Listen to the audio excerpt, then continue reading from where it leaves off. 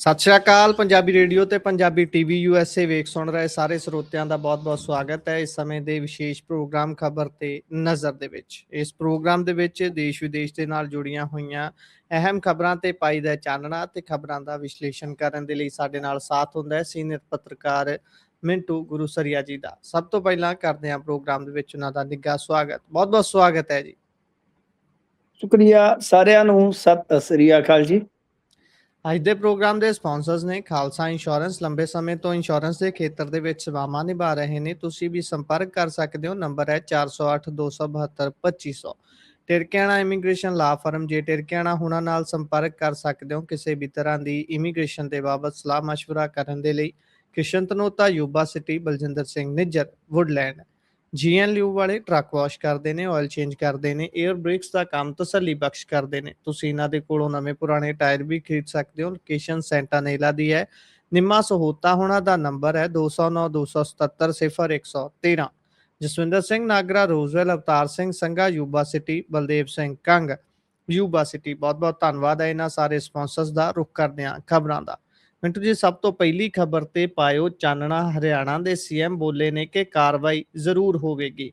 ਕਹਿਣ ਦਾ ਭਾਵ ਵੀ ਇੱਕ ਤਰੀਕੇ ਦੇ ਨਾਲ ਹਰ ਪਾਸਿਓਂ ਨੂੜਨ ਦੀ ਕੋਸ਼ਿਸ਼ ਹੋ ਰਹੀ ਹੈ। ਅੱਜ ਤਾਂ ਵੈਸੇ ਦੇਖ ਰਿਹਾ ਸੀ ਮੈਂ ਵੀ ਕਾਂਗਰਸ ਨੇ ਵੀ ਪ੍ਰੈਸ ਕਾਨਫਰੰਸ ਕੀਤੀ ਹੈ, ਥੋੜਾ ਜਿਹਾ ਐਕਟਿਵ ਹੋਏ ਨੇ, ਸ਼ਾਇਦ ਇਸੇ ਮਾਮਲੇ ਦੇ ਬਹਾਨੇ ਹੋਏ ਹੋਣ।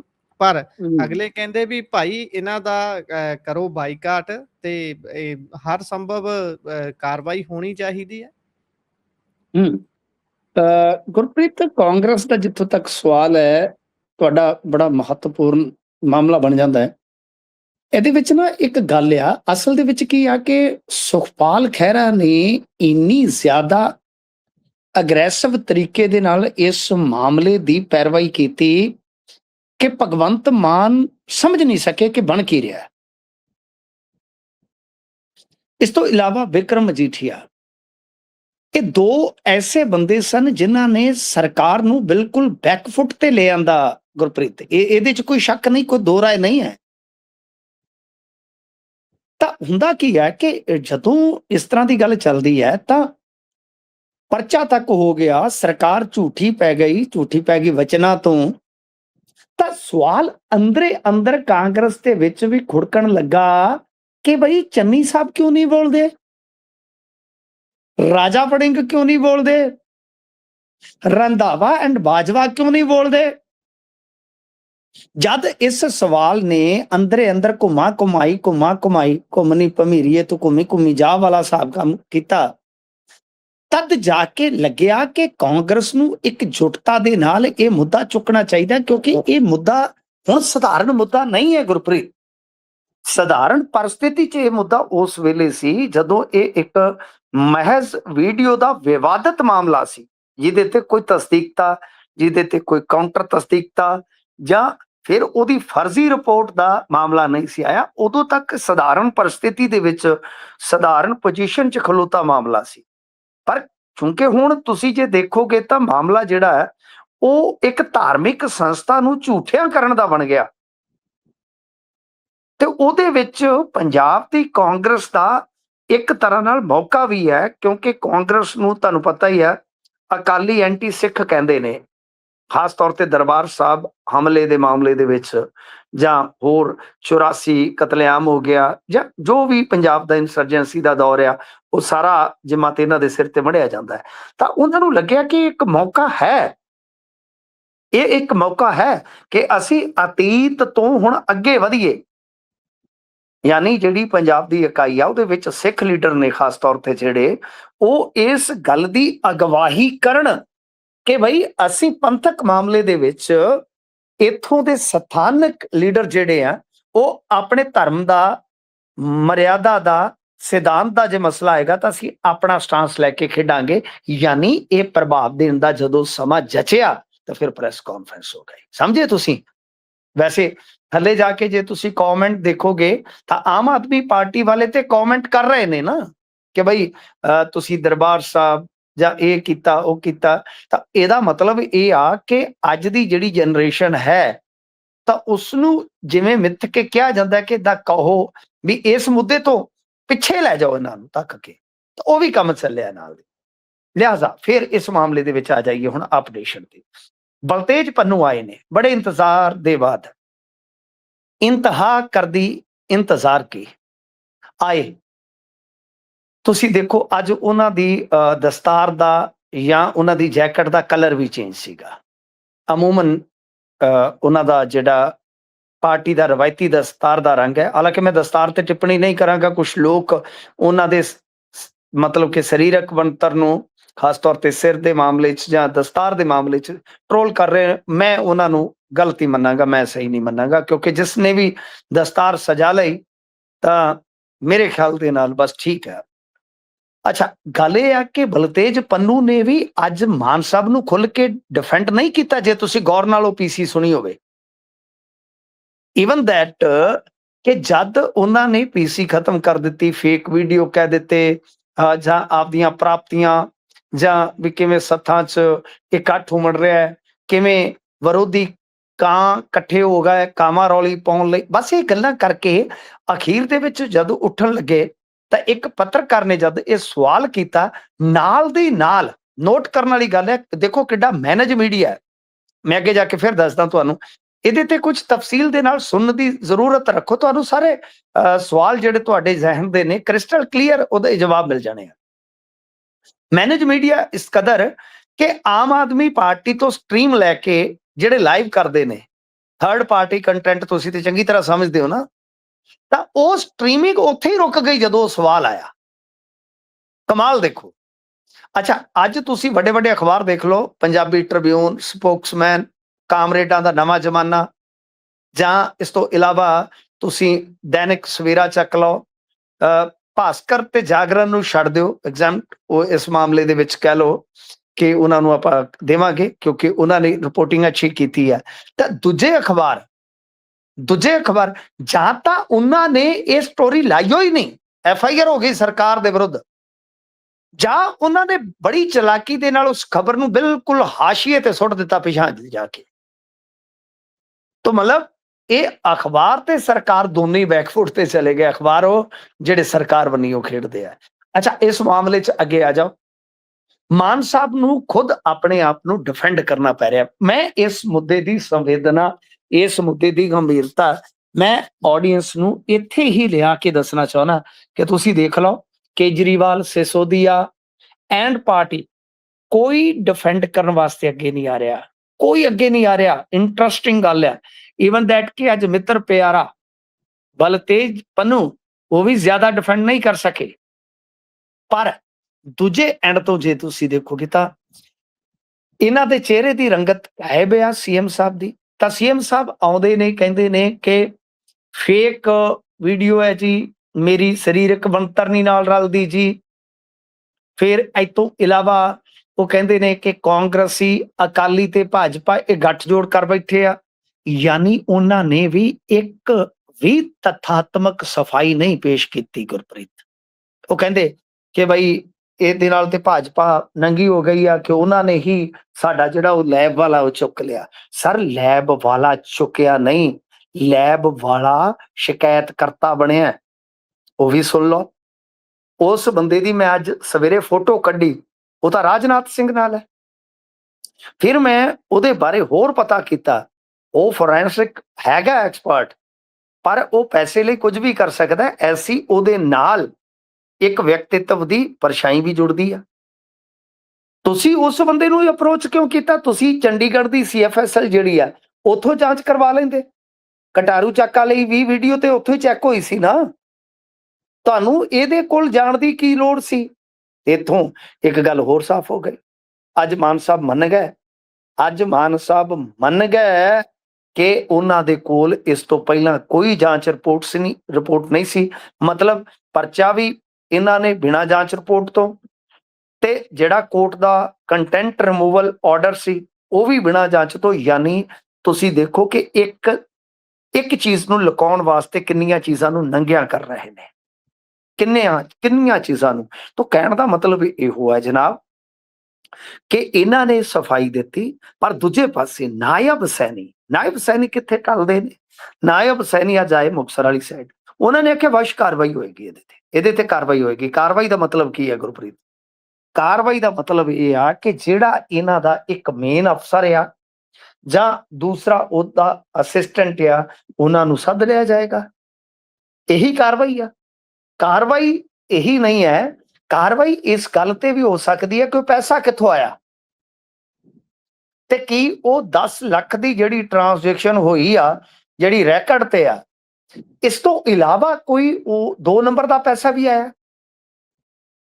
ਕਿਉਂਕਿ ਮੁੱਖ ਮੰਤਰੀ ਕੋਲ ਇੱਕ ਐਮਰਜੈਂਸੀ ਫੰਡ ਹੁੰਦਾ ਹੈ ਜੀ, ਸੀਕ੍ਰੇਟ ਫੰਡ ਜਿਸ ਨੂੰ ਕਹਿੰਦੇ ਆ, ਕੀ ਉਹਦੀ ਵਰਤੋਂ ਹੋਈ ਆ ਗੁਰਪ੍ਰੀਤ? ਬੜੇ ਵੱਡੇ ਸਵਾਲ ਨੇ। ਤਾਂ ਕੀ ਇਹਦੇ ਲਈ ਕੋਈ ਕੇਂਦਰੀ ਏਜੰਸੀ ਤੇ ਨਹੀਂ ਲੱਗ ਜਾਏਗੀ? ਇਹ ਵੀ ਮਾਮਲਾ ਦਿਲਚਸਪ ਹੈ, ਕਿਉਂਕਿ FIR ਹਰਿਆਣੇ ਦੀ ਆ। ਇਹ ਗੱਲ ਯਾਦ ਰੱਖੋ ਤੁਸੀਂ ਕਿ FIR ਹਰਿਆਣੇ ਦੀ ਆ, ਤੇ ਤੁਹਾਨੂੰ ਪਤਾ ਹੈ ਜਿੱਥੇ FIR ਹੋਈ ਹੋਵੇ ਤੇ ਪੈਸੇ ਦਾ ਲੈਣ ਦੇਣ ਹੋਵੇ, ED ਵੀ ਆ ਜਾਂਦੀ ਆ, ਇਨਕਮ ਟੈਕਸ ਵੀ ਆ ਜਾਂਦਾ ਹੈ। ਤੋ ਇਸ ਵਾਸਤੇ ਅੱਜ ਭਗਵੰਤ ਸਿੰਘ ਮਾਨ ਦੇ ਚਿਹਰੇ ਤੋਂ ਜਿਹੜੀਆਂ ਹਵਾਈਆਂ ਉੱਡੀਆਂ ਪਈਆਂ ਸਨ, ਚਿਹਰੇ ਦਾ ਜਲੌ ਗਾਇਬ ਸੀਗਾ, ਤਾਂ ਉਹ ਸਾਫ਼ ਦੱਸ ਰਿਹਾ ਸੀਗਾ ਕਿ ਜਿਨ੍ਹਾਂ ਉਹ ਸਫਾਈ ਵੱਲ ਵੱਧਦੇ ਆ, ਉਹਨਾਂ ਦਾ ਘੇਰਾ ਵਿਪਤਾਵਾਂ ਵਾਲਾ ਜਿਹੜਾ ਹੈ ਉਹ ਹੋਰ ਮਤਲਬ ਕਿ ਕੱਸਦਾ ਜਾਂਦਾ ਹੈ ਗੁਰਪ੍ਰੀਤ। ਜੀ ਜੀ, ਇਸ ਤੋਂ ਅੱਗੇ ਜੇਕਰ ਆਪਾਂ ਚੱਲੀਏ ਤਾਂ ਰਵਨੀਤ ਬਿੱਟੂ ਨੂੰ ਵੀ ਧਾਰਮਿਕ ਸਥਾਨਾਂ ਉੱਤੇ ਮੱਥਾ ਟੇਕਣ ਦੀ ਸਜ਼ਾ ਮਿਲੀ ਹੈ। ਵੈਸੇ ਇਹ ਆਪਣੇ ਆਪ ਦੇ ਵਿੱਚ ਸ਼ਬਦਾਂ ਦਾ ਹੇਰ-ਫੇਰ ਹੈ ਜਾਂ ਕੀ ਹੈ? ਮੈਨੂੰ ਤਾਂ ਇਹ ਧਾਰਮਿਕ ਸਥਾਨਾਂ ਤੇ ਮੱਥਾ ਟੇਕਣਾ ਇਹ ਸਜ਼ਾ ਕਿਵੇਂ ਹੋ ਸਕਦਾ ਹੈ ਤੇ ਕੀ ਮਾਮਲਾ ਕੀ ਹੈ ਇਹ? ਬਿਲਕੁਲ ਗੁਰਪ੍ਰੀਤ, ਮੈਂ ਵੀ ਅੱਜ ਸ਼ੌਕਡ ਹੋ ਗਿਆ ਇਹ ਸਾਰਾ ਮਾਮਲਾ ਦੇਖ ਕੇ। ਦੇਖੋ, ਰਵਨੀਤ ਬਿੱਟੂ ਰਾ ਨੇ ਜੋ ਸ਼ਬਦ ਬੋਲੇ ਸਨ, ਉਹਨਾਂ ਦੇ ਵਾਸਤੇ ਬਕਾਇਦਾ ਮਾਫੀ ਮੰਗ ਲਈ ਸੀ। ਤੁਹਾਨੂੰ ਯਾਦ ਹੋਣਾ, ਬਕਾਇਦਾ ਮਾਫੀ ਮੰਗ ਲਈ ਸੀ। ਤਾਂ ਜਿਹੜਾ ਬੰਦਾ ਇੱਕ ਵਾਰੀ ਮਾਫੀ ਮੰਗ ਗਿਆ, ਜ਼ਾਹਰਾ ਜੀ ਗੱਲ ਹੈ ਨਾ ਕਿ ਉਹ ਦੂਜੀ ਵਾਰ ਵੀ ਇਹੋ ਹੀ ਕਹੇਗਾ ਉੱਥੇ ਜਾ ਕੇ ਵੀ। ਜੀ। ਫਿਰ ਉਹਨਾਂ ਨੂੰ ਐਸਾ ਮਾਮਲਾ ਜਿਹੜਾ ਬਣਾ ਕੇ ਦੇਣਾ ਕਿ ਜਾਓ 4 ਸਥਾਨਾਂ ਤੇ ਨਤਮਸਤਕ ਹੋਵੋ ਜੀ। ਮਤਲਬ ਕਿ ਇਸ ਨੂੰ ਕੀ ਮੰਨੀਏ ਕਿ ਜਾ ਕੇ ਪਛਤਾਵਾ ਕਰੋ, ਜਾਂ ਇਹ ਇੱਕ ਤਰ੍ਹਾਂ ਨਾਲ ਕੋਈ ਸਜ਼ਾ ਦੇ ਦਿੱਤੀ ਗਈ ਹੈ। ਦੇਖੋ, ਇਹ ਬੜੇ ਵੱਡੇ ਕਿਤੇ ਨਾ ਕਿਤੇ ਮਾਮਲੇ ਬਣ ਜਾਂਦੇ ਆ। ਬਿੱਟੂ ਸਾਹਿਬ ਕਹਿੰਦੇ ਕਿ ਦੇਖੋ ਮੈਂ ਮਾਫੀ ਮੰਗ ਲਈ, ਵੀਡੀਓ ਡਿਲੀਟ ਕਰ ਦਿੱਤਾ, ਠੀਕ ਹੈ ਜੀ। ਉਹਨਾਂ ਨੇ ਕਿਹਾ ਕਿ ਮੇਰੇ ਸ਼ਬਦ 100% ਕਾਨੂੰਨੀ ਤੌਰ ਤੇ ਗਲਤ ਸੀ, ਇਸ ਲਈ ਮਾਫੀ ਮੰਗੀ ਹੈ। ਮੈਂ ਆਪਣੇ ਅਕਾਊਂਟ ਤੋਂ ਵੀਡੀਓ ਵੀ ਡਿਲੀਟ ਕਰ ਦਿੱਤੀ। SP ਰੈਂਕ ਦੇ ਅਧਿਕਾਰੀ ਨੇ ਮੈਨੂੰ ਰੋਕਿਆ ਸੀਗਾ, ਤਾਂ ਇਸ ਕਰਕੇ ਸਾਰਾ ਕੁਝ ਹੋਇਆ, ਮੇਰੇ ਨਾਲ ਬਦਤਮੀਜ਼ੀ ਹੋਈ। ਤੇ ਨਾਲ ਉਹਨਾਂ ਨੇ ਕਿਹਾ ਕਿ ਪੁਲਿਸ ਦੇ ਵਿਹਾਰ ਤੋਂ ਉਹ ਭਾਵੁਕ ਹੋ ਗਏ ਸਨ, ਜਿਹਦੇ ਕਰਕੇ ਇਹ ਸ਼ਬਦ ਜਿਹੜੇ ਨਿਕਲੇ ਆ। ਤੇ ਇਸ ਤੋਂ ਬਾਅਦ ਜਿਹੜੇ ਜਸਵੀਰ ਸਿੰਘ ਗੜੀ ਆ, ਉਹਨਾਂ ਨੇ ਕਿਹਾ ਕਿ ਰਵਨੀਤ ਬਿੱਟੂ ਸ੍ਰੀ ਦਰਬਾਰ ਸਾਹਿਬ ਦੇ ਵਿੱਚ ਮੱਥਾ ਟੇਕ ਕੇ ਆਸ਼ੀਰਵਾਦ ਲੈਣਗੇ, ਫਲੋਰ ਸਥਿਤ ਡੇਰਾ ਬ੍ਰਹਮਦਾਸ ਉਹਦੇ ਵਿੱਚ ਨਤਮਸਤਕ ਹੋਣਗੇ, ਭਗਵਾਨ ਵਾਲਮੀਕ ਜੀ ਦੇ ਡੇਰੇ ਤੇ ਜਾ ਕੇ ਸ਼ਰਧਾ ਫੁੱਲ ਅਰਪਿਤ ਕਰਨਗੇ, ਭੇਂਟ ਕਰਨਗੇ, ਡੇਰਾ ਬੱਲਾ ਦੇ ਵਿੱਚ ਮੱਥਾ ਟੇਕ ਕੇ ਆਸ਼ੀਰਵਾਦ ਪ੍ਰਾਪਤ ਕਰਨਗੇ। ਤੇ ਇਸ ਤੋਂ ਇਲਾਵਾ ਬਿੱਟੂ ਜੀ ਨੇ ਜੋ ਲਿਖਤ ਦੇ ਵਿੱਚ ਦਿੱਤਾ ਹੈ, ਉਹਨੂੰ ਕਮਿਸ਼ਨ ਮਨਜ਼ੂਰ ਕਰਦਾ ਹੈ। ਦੇਖੋ ਗੁਰਪ੍ਰੀਤ, ਲਿਖਤ ਮਨਜ਼ੂਰ ਕਰ ਲਿਆ ਜੋ SC ਕਮਿਸ਼ਨ ਦੇ ਚੇਅਰਮੈਨ ਆ, ਉਹ ਠੀਕ ਆ,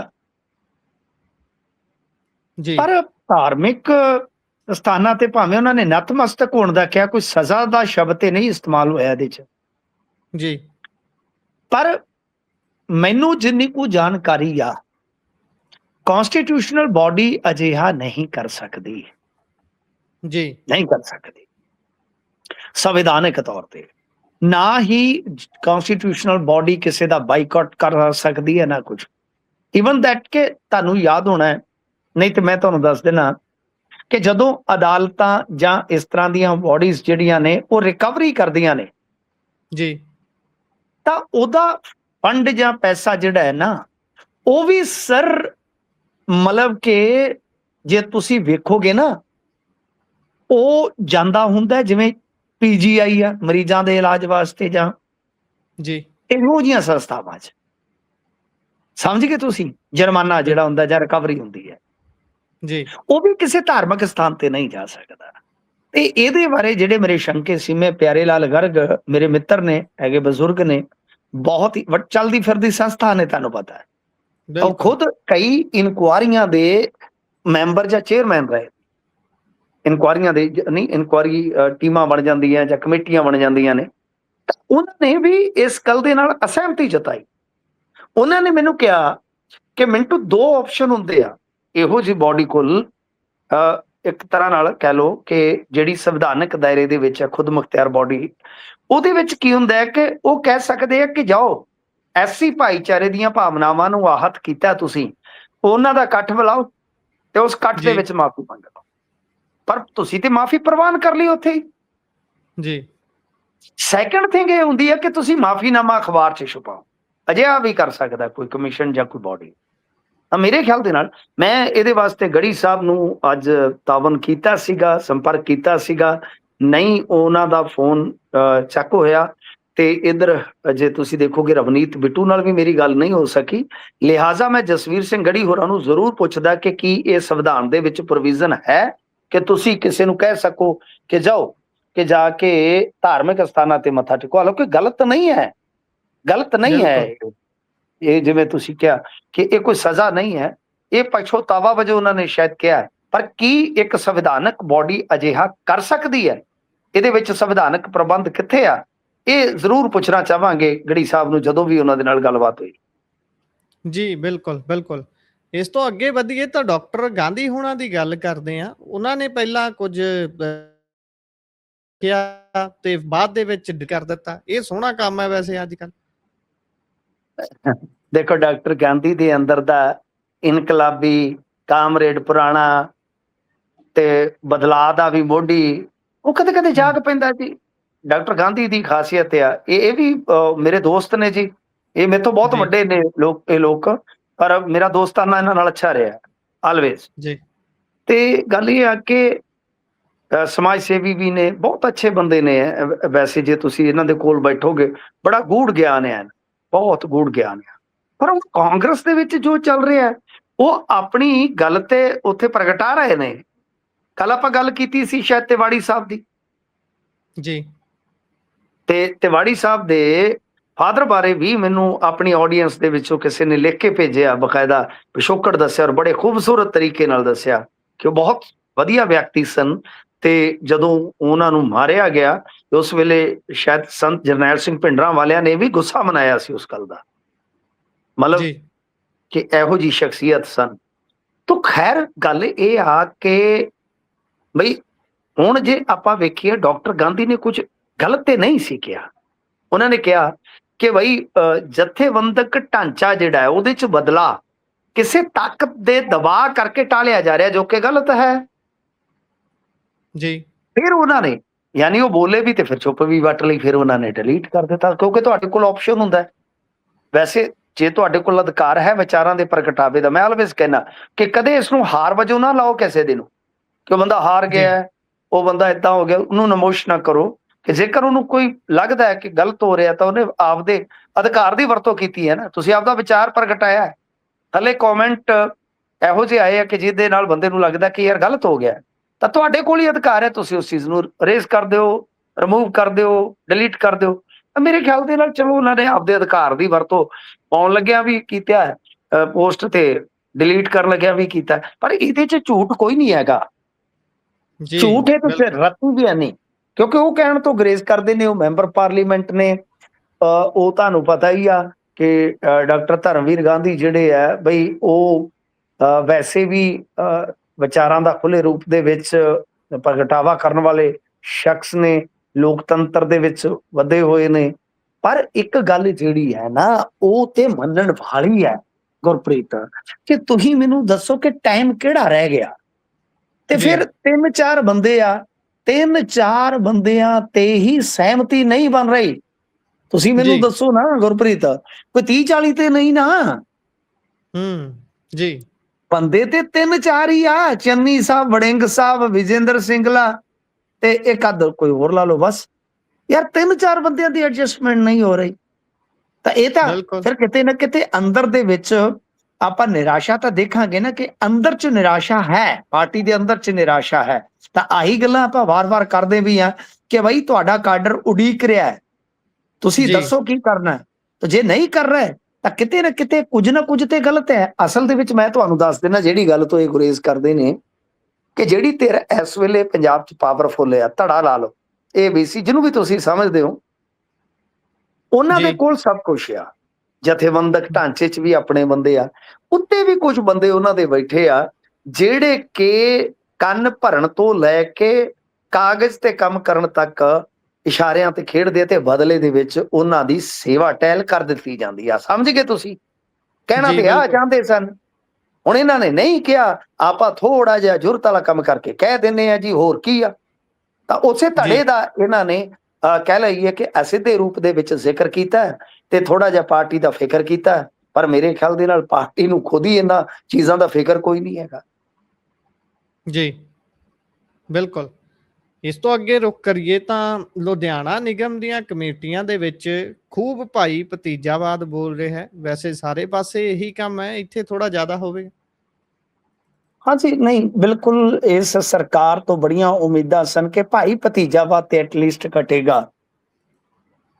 ਤੇ ਜੀ ਮੈਂ ਅੱਜ ਵੀ ਇੱਕ ਮੈਨੂੰ ਟੈਲੀਫੋਨ ਕਾਲ ਆਈ, ਅੱਜ ਸਰਵੇ ਚੱਲ ਰਹੇ ਸਨ, ਮੈਂ ਨਾਂ ਵੀ ਲੈ ਦੇਣਾ, ਸੀ ਵੋਟਰ ਤੋਂ ਉਹਨਾਂ ਨੇ ਕਿਹਾ ਕਿ ਅਸੀਂ ਸੀ ਵੋਟਰ ਸਰਵੇ ਤੋਂ ਬੋਲ ਰਹੇ ਹਾਂ, ਤੇ ਮੈਂ ਉਸ ਸਰਵੇ ਦੇ ਵਿੱਚ ਗਾਂਹ ਤੱਕ ਗਿਆ ਕਿ ਜੀ ਬਾਈ ਕੀ ਕੁਝ ਪੁੱਛਦੇ ਆ। ਤਾਂ ਉਹਨਾਂ ਦੇ ਸਵਾਲ ਇਹੀ ਸਨ ਕਿ ਮੌਜੂਦਾ ਸਮੇਂ 'ਚ ਪੰਜਾਬ 'ਚ ਕਿਹੜੇ ਮੁੱਦੇ ਦੀ ਤੁਸੀਂ ਗੱਲ ਕਰਨੀ ਚਾਹੋਗੇ, ਯਾਨੀ ਬੇਰੁਜ਼ਗਾਰੀ, ਨਸ਼ਾ, ਕਰਪਸ਼ਨ, ਆਹ ਚੀਜ਼ਾਂ। ਤੇ ਮੈਂ ਕਿਹਾ ਵੀ ਅੱਜ ਵੀ ਸਰਵੇ ਵਾਲਿਆਂ ਨੂੰ ਘੱਟੋ ਘੱਟ ਇਹਨਾਂ ਮੁੱਦਿਆਂ ਤੇ ਬਟਨ ਤੇ ਦੇਣੇ ਪੈ ਰਹੇ ਆ ਨਾ, ਵੀ ਇਹ ਮੁੱਦੇ ਉਹਨਾਂ ਦੀ ਨਜ਼ਰ ਦੇ ਵਿੱਚ ਹੈਗੇ ਨੇ। ਤਾਂ ਬਿਲਕੁਲ ਫਿਰ ਹੱਲ ਕੀ ਹੋਇਆ? ਜੇ ਆਮ ਆਦਮੀ ਪਾਰਟੀ ਲਈ ਉਹ ਕਰਵਾ ਰਹੇ ਆ ਤਾਂ ਫਿਰ ਹੱਲ ਕੀ ਹੋਇਆ ਕਿ ਉਹਨਾਂ ਨੂੰ ਉਹ ਆਪਸ਼ਨ ਦੇਣੇ ਪੈ ਰਹੇ ਨੇ। ਜੀ ਤੇ ਜੇ ਦੂਜਿਆਂ ਲਈ ਫਿਰ ਤਾਂ ਸਤਿ ਸ੍ਰੀ ਅਕਾਲ ਹੀ ਹੈ ਨਾ, ਦੂਜੇ ਤਾਂ ਪਹਿਲਾਂ ਹੀ ਬੈਠੇ ਆ ਪਾਸੇ ਹੋ ਕੇ, ਜੀ ਕਿਉਂਕਿ ਉਹਨਾਂ ਦੇ ਰਾਜ ਦੇ ਵਿੱਚ, ਉਹਨਾਂ ਦੇ ਕਾਰਜਕਾਲ ਦੇ ਵਿੱਚ ਵੀ ਇਹ ਮੁੱਦੇ ਰਹਿਣ।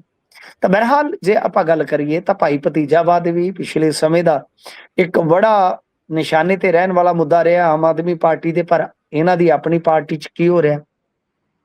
ਲੁਧਿਆਣਾ ਨਗਰ ਨਿਗਮ ਦੇ ਮੌਜੂਦਾ ਹਾਊਸ ਗਠਨ ਦੇ ਕਰੀਬ ਤਕਰੀਬਨ ਜੇ ਕਹੀਏ ਕਿ ਸਾਲ ਬਾਅਦ ਆਖਰਕਾਰ ਜਿਹੜੀ ਉਹ ਕਮੇਟੀ ਬਣੀ ਹੈ FMCC, ਮਤਲਬ ਫਾਈਨੈਂਸ ਐਂਡ ਕੰਟਰੈਕਟ ਕਮੇਟੀ, ਉਹ ਜਿਹੜੀ ਕਮੇਟੀ ਹੈ ਉਹਦੇ ਵਿੱਚ ਕੀ ਹੋਇਆ ਹੈ ਕਿ 2 ਨਵੇਂ ਮੈਂਬਰ ਜਿਹੜੇ ਆ ਉਹ ਪਾਏ ਗਏ ਨੇ।